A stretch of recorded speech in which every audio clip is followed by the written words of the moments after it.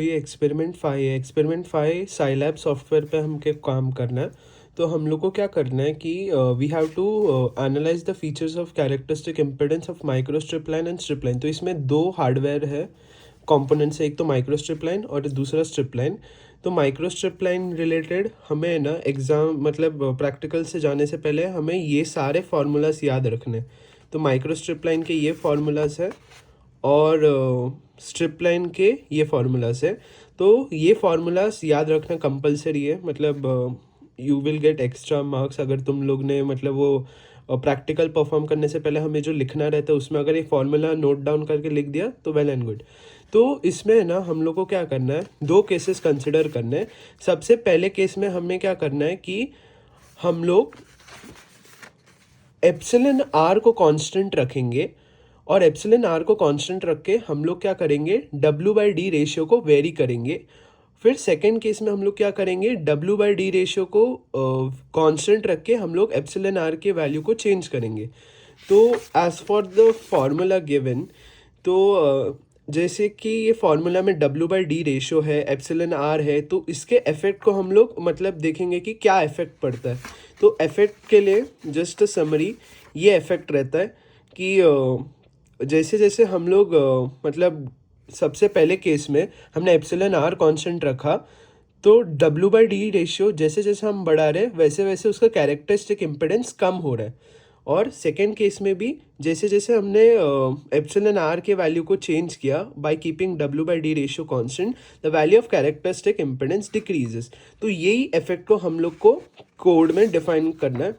तो कोड में कैसे डिफाइन करेंगे, सबसे पहले हम लोग क्या करेंगे, सी एल सी क्लियर और क्लोज, ये तो बेसिक कमांड से साइलैब के लिए, ये कंसोल को क्लियर करेगा और मतलब होने के बाद ये कंसोल को क्लोज करेगा। फिर उसके बाद हम लोग क्या कर रहे हैं, हम लोग FR4 इपॉक्सी मतलब मटेरियल ले रहे हैं, तो उसका डाइलेक्ट्रिक कांस्टेंट 4.4। फिर केस 1 में हम लोग क्या कर रहे हैं, डब्ल्यू बाई डी रेशियो को चेंज करेंगे। फिर केस 2 में हम लोग डब्ल्यू बाई डी कॉन्स्टेंट रख रहे हैं, इसीलिए हम लोग डब्ल्यू बाई डी कॉन्स्टेंट भी डिफाइन करेंगे। फिर सेकेंड केस में हम लोग एप्सिलन आर की वैल्यू को चेंज करेंगे, तो हम लोग एक रेंज डिफाइन करेंगे। ये रेंज कैसे डिफाइन करते हैं, इस फॉर्मेट में, that is this is the starting value, ending value, और ये जो स्टेप साइज है मतलब 0.1 के स्टेप में, मतलब 0.1 था पहले, तो 0.1 0.2 0.3 अप टिल 10। फिर इसमें 1 to 10 के बीच में 0.1, तो 1 1.1 1.2 वगैरह। फिर उसके बाद हमने हाइट ऑफ स्ट्रिप लाइन को डिफाइन किया। Height of strip line define करने के बाद हम लोग क्या करेंगे, हम लोग फंक्शन डिफाइन करेंगे। किसके लिए, हम लोग को इम्पिडेंस कैलकुलेट करना है। फाइनली हम लोग को जेड नॉट कैलकुलेट करना है, that is the characteristic impedance. इसके लिए हम लोग ने ना फंक्शन डिफाइन किया। तो ये पार्ट ऑफ द कोड है ना, it may change as per your code.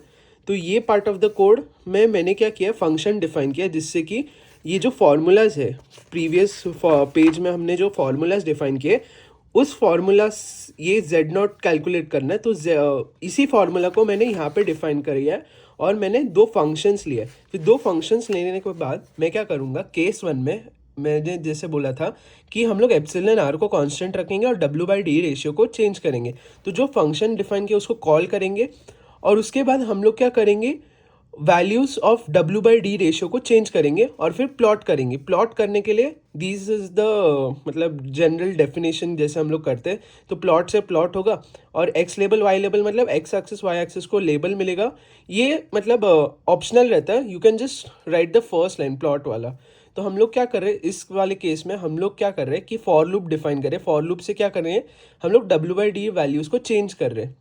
फिर सेकेंड केस में भी सेम है, हम लोग अभी इसमें हमने केस 1 का जो फंक्शन डिफाइन किया वो कंसिडर किया। अभी इधर हमने केस 2 के लिए भी डिफरेंट डिफरेंट फंक्शन डिफाइन किए थे, जो है यहाँ पे function Z not, function Z not S. तो माइक्रोस्ट्रिप के लिए, स्ट्रिप लाइन के लिए अलग अलग फंक्शन डिफाइन किए और इफेक्टिव डाइलेक्ट्रिक कांस्टेंट निकालने के लिए एक और फंक्शन यूज़ किया। तो हम लोग ने केस 1 के लिए अलग फंक्शन को कॉल किया और इसमें केस 2 के लिए अलग फंक्शन को कॉल करें। तो केस 2 में क्या होगा, हम लोग डब्ल्यू बाई डी रेशियो को कांस्टेंट रख रहे हैं और एप्सिलन आर के वैल्यू को चेंज कर रहे हैं।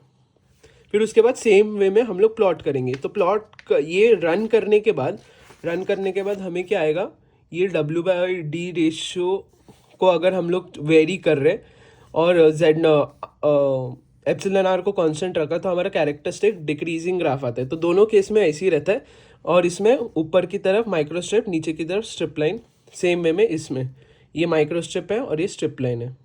तो यही करना है एक्सपेरिमेंट नंबर 5 में।